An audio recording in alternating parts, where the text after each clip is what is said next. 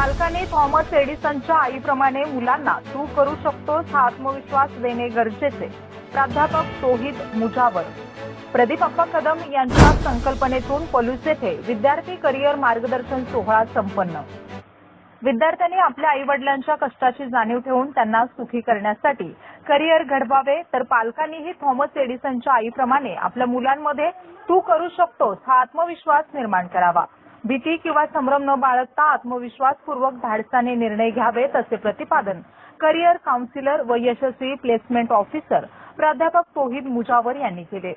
विद्यार्थ्यांना त्यांच्या शैक्षणिक व व्यावसायिक भवितव्याची योग्य दिशा मिळावी या उद्देशाने स्वर्गीय यशवंतराव चव्हाण स्मृतिगौरव समितीचे अध्यक्ष प्रदीप अप्पा कदम यांच्या संकल्पनेतून आयोजित करण्यात आलेला विद्यार्थी करिअर मार्गदर्शन सोहळा रविवारी पलूस येथील श्री मंगल कार्यालयात मोठ्या उत्साहात संपन्न झाला.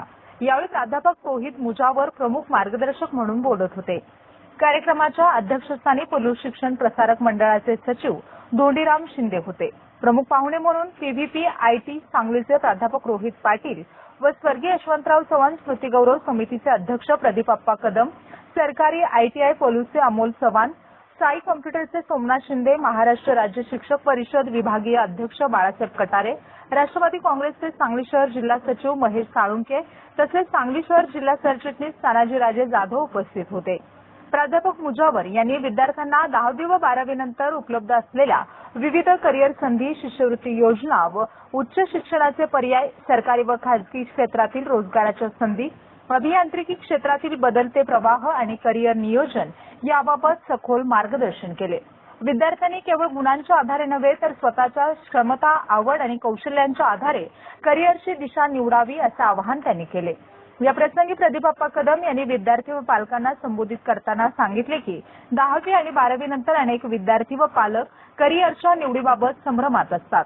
हा संभ्रम दूर करून त्यांना योग्य दिशा मिळावी यासाठी या मार्गदर्शन मेळाव्याचे आयोजन करण्यात आले आहे. शासनाच्या विविध शैक्षणिक व व्यावसायिक योजनांचा लाभ घेऊन विद्यार्थ्यांनी आपले भवितव्य घडवावे.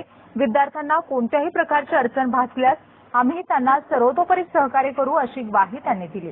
प्राध्यापक रोहित पाटील यांनी विद्यार्थ्यांनी करिअरची निवड करताना कोणत्या बाबींचा विचार करावा, बदलत्या तंत्रज्ञानाच्या युगात कोणत्या क्षेत्रांना अधिक मागणी आहे आणि भविष्यातील रोजगाराच्या संधी कोणत्या आहेत याबाबत मार्गदर्शन केले.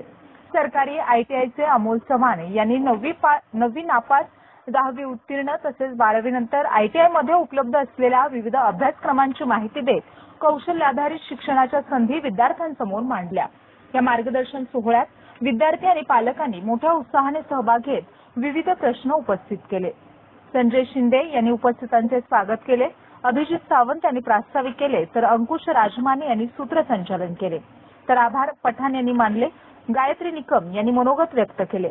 विद्यार्थिनी साक्षी संतोष वायदंडे या बोलताना म्हणाल्या, प्रदीप अप्पांच्यामुळे आज आम्हाला ग्रामीण भागात आम्हाला करिअर मार्गदर्शन मिळवून दिले, याबद्दल मनस्वी आभार मानले. स्पीड न्यूज मराठीसाठी